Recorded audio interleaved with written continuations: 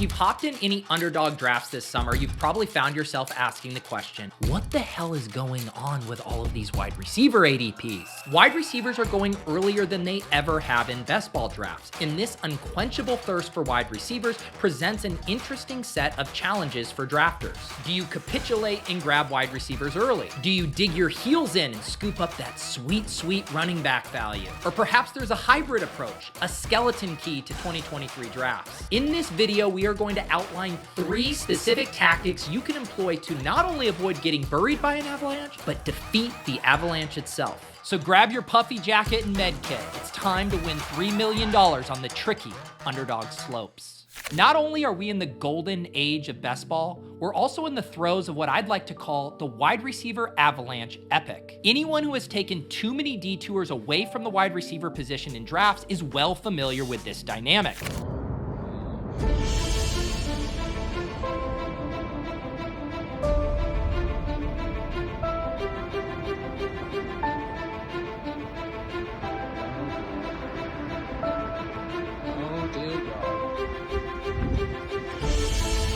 One moment you're scooping up running back, wide receiver, and tight end values. The next moment you are sobbing while clicking on Odell Beckham and Adam Thielen as your wide receiver 3 and wide receiver 4.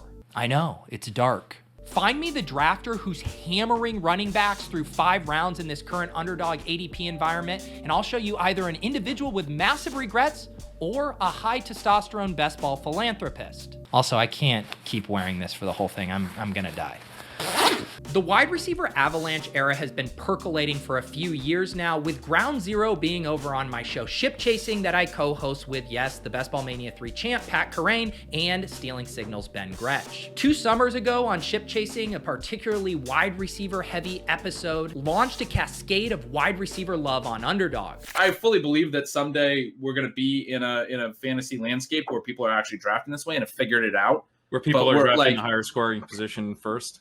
Yeah, like doing it right. Like maybe we should just enjoy it for a few more years until people figure it out. Then last year, things got so unhinged in a draft with ETR's Mike Leone that he almost lost it when we threatened to pass on an 8th round Josh Jacobs for yet another wide receiver. You should take Josh Jacobs, 24 picks after ADP correlated. Dude, an 8.5 Josh Jacobs, you guys have fucking jumped the shark. And you guys are correlated 8.5 Josh Jacobs. Come on. When RotoViz's Sean Siegel popularized zero RB a decade ago, it was a strategy that directly combated the high T running back era of fantasy football. Back then, running back thirst was at an all-time high, and superstar wide receivers were getting pushed down draft boards in favor of running backs with both fragile volume projections and, of course, injury risk. 10 years later, the dynamic has entirely flipped. Now wide receivers are going earlier than they ever have, and running backs, quarterbacks, tight ends often look like the best values on the board. What makes things tricky though is zero RB was a perfect way to battle a running back heavy draft room. But the opposite isn't true. If you go true zero wide receiver in a wide receiver heavy room, your team is dead on arrival. So how do we handle this dynamic in 2023 drafts?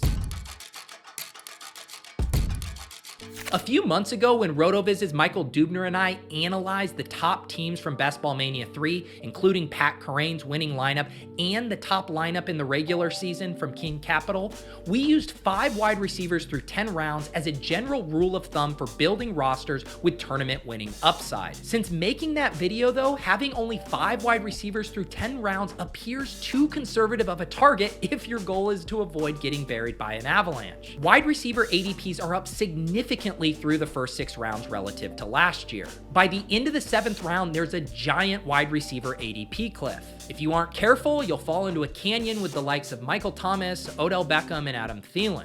I need to take a bath. I need to take a shower. The chat is begging us not to do it. This team is old. I hate this so much. Holy cow. Michael Thomas and Odell Beckham. God, this would be a fun team in 2016. So all of this begs the question, how do you combat a wide receiver avalanche? Can you take detours for the plethora of running back value, or get frisky and take an elite tight end and quarterback and still live to tell the tale? This question is something I've been thinking about nonstop this summer as I stream all 150 of my Best Ball Mania 4 drafts. My audience on both my channel and Ship Chasing are filled with what I would like to lovingly call piss boys. Drafters who love seeing yellow on their Underdog draft boards more than even the average drafter. This means my draft rooms are often uber avalanches, and I've had to develop strong tactics to avoid getting buried by these avalanches. Luckily for you, I've battle tested multiple tactics to not only survive a wide receiver avalanche, but build supercharged teams with tournament winning upside. Here are 3 ways you can survive the wide receiver avalanches on Underdog this summer. By the way, if you're new to Underdog, sign up with promo code Pete and Underdog will match your first deposit all the way up to $100. That's 4 Best Ball Mania bullets. One paradox of the wide receiver avalanche era is there still isn't that many drafters who are employing true zero RB builds. There's a total wide receiver dead zone in the early 3rd round of drafts, and even the most steadfast piss boys, like myself, are scooping up other positions in this range. There's RBs with bell cow potential, falling elite quarterbacks, and a tight end with tight end 1 upside in Mark Andrews. If you pick from the first half of the board and you want to employ zero RB, not only will you have to pass over the likes of running backs Josh Jacobs, Ramondre Stevenson, and Derrick Henry, the latter, whom people forget, does play the Houston Texans twice in the fantasy playoffs. Fun fact. But you also have to reach for wide receivers with legitimate question marks to continue painting the board yellow. But being an instigator of the wide receiver avalanche remains one of the best strategies, especially if you compare all of your early wide receivers with an elite quarterback and an elite tight end. This everything elite but running back strategy has been utterly dominant and underutilized on Underdog over the years, yielding insanely good advance rates. Here's an example of one of these builds. It's a 2772. This came from my 38th Best Ball Mania draft that I happened to do with Justin Herzig on Establish the Runs YouTube channel. We waited all the way until pick 108 to select our first running back, which allowed us to get not only an elite quarterback in Lamar Jackson, but also an elite tight end in George Kittle and 6 high upside wide receivers through 8 rounds. This build works specifically well with Lamar and the Ravens because Rashad Bateman and Zay Flowers are 2 of the final upside wide receivers before the ADP cliff and also give you the important stacking correlation with your quarterback. By the way, if you're wondering why stacking and correlation is so important, be sure to check out our video from last summer about why week 17 is so important. The TLDR, despite wide receivers being more popular than ever, embracing the wide receiver avalanche with true zero RB builds that also feature an elite tight end and an elite quarterback is underutilized relative to its historic success in Best Ball Mania. There's no need to avoid the avalanche if you are the avalanche. All right, Pete, that's all good and well, but what strategy can I employ if I don't want to capitulate to the wide receiver avalanche? What if I want to stare it down, flip it off, and wrestle it into oblivion? Sorry, lots of mixed metaphors there. Anyways, if you want to kill this wide receiver avalanche while still also scooping up all that running back value with legendary upside, you're going to need to embrace a punt QB and punt tight end build. As you can see here, anchor running backs are cheaper than they've ever been and provide us with discounted cracks at elite tournament winning production that we don't want to pass up on. In these builds, you can grab 2 running backs with legitimate RB1 upside in the first 3 rounds, like Sean and I did with Jonathan Taylor and Ramondre Stevenson in this build, while we still were able to get to 5 wide receivers through 7 rounds. The reason this works is specific to the 2023 ADP landscape on Underdog. Even though historical data has not looked kindly on punt QB builds, we've also never seen quarterbacks going this early in drafts. So if we reverse engineer our drafts in this current meta,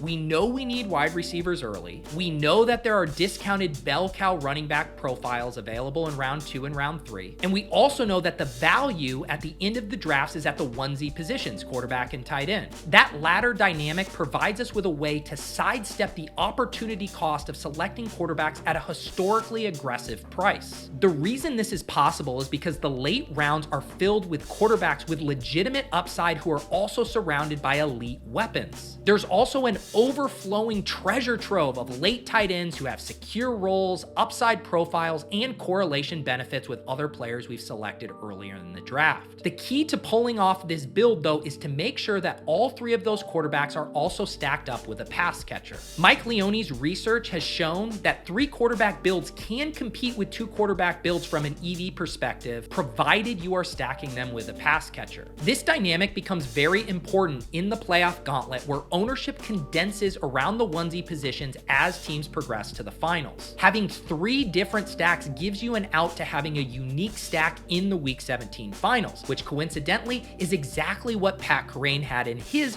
winning BBM3 lineup with a very low-owned Chris Godwin and Tom Brady. Both were on less than 8% of finals rosters. TLDR, in the Avalanche era, reserving the final 4 to 5 picks of your draft on the onesie positions, quarterback and tight ends, allows you to sneakily keep pace with the wide receiver Avalanche while also silently killing it with a double anchor RB with legendary upside. The first 2 tactics that we discussed rely on structure, and you can mix and match different players within those. But there are a couple of specific teams you can target to help you escape a wide receiver avalanche. The thought is, if you're taking detours away from wide receivers early in your draft, you're going to need to catch up and select wide receivers in the double-digit rounds. The problem, though, is there isn't very many attractive wide receiver options after pick 100, but there are 2 teams with a handful of pass-catching options in the double-digit rounds that allow you to do the unthinkable and wait at the wide receiver position. I'm talking about the Kansas City Chiefs and the New York Giants. Outside of Kadarius Toney, who goes in the top 75 picks, the Chiefs have legitimately 6 wide receivers you can select in the double-digit rounds and provide stacking options at various points throughout the draft. The Giants are even more of a late-round wide receiver cheat code. They also have 6 wide receivers going late, but we're talking uber late, with all of them going after pick 175. The simple fact is, if you select Patrick Mahomes or Daniel Jones as your quarterback, it's much easier to take detours away from wide receiver early in your draft. The ambiguity of these wide receiver depth charts provide us with extremely palatable prices to not only take 2 of these wide receivers, but often 3 or 4 from the same team. In these builds, not only are you making up for your lack of quality at the wide receiver position with quantity late, but there are multiple ways you can win in this scenario. 1, there's the correlation benefits of the entire offense outperforming expectations. 2, an individual player can wildly outperform their ADP. Or 3, you could just hit a bunch of singles with various players ping-ponging their production throughout the regular season in the playoff gauntlet, similar to what we saw from the Jags pass catchers last year. It's important to remember that best ball isn't about how much an individual scores each week. It's about how your collection of players score to form a starting lineup throughout the regular season and those 3 specific playoff weeks. In my 57th Best Ball Mania draft on Best Ball Breakfast, which is a stream I do every Monday and Wednesday on my live stream channel, youtube.com/Peter Overzet, I took both Mahomes and Jones and used 4 of my 5 final picks on Giants and Chiefs pass catchers. TLDR, not all wide receiver avalanche escape strategies have to utilize specific structures. Teams with ambiguous wide receiver depth charts that provide us with tons of viable late round wide receiver options like the Chiefs and the Giants give you a green light to prioritize other positions earlier in the draft while still baking in enough upside and correlation to win a tournament. The 2023 draft landscape is unlike anything we have ever seen before. We only touched on the tip of the iceberg today with the wide receiver avalanche, but discounted bell cow running backs and priced up elite quarterbacks also make drafting trickier than it's ever been before. The more drafts you do, the more comfortable you'll get with the sweet spots of ADP value on the draft board. Where you are picking from and your individual draft room will go a long way in informing which one of these specific wide receiver avalanche tactics you want to employ. Never go into a draft with a specific plan, but rather keep these tactics in your back pocket for when the opportunity arises. Whether you want to instigate the avalanche, kill the avalanche, or just escape the avalanche, these strategies we outlined today provide you with tried and true strategic principles that have had proven success in best ball tournaments over the years. So good luck. Stay safe out there.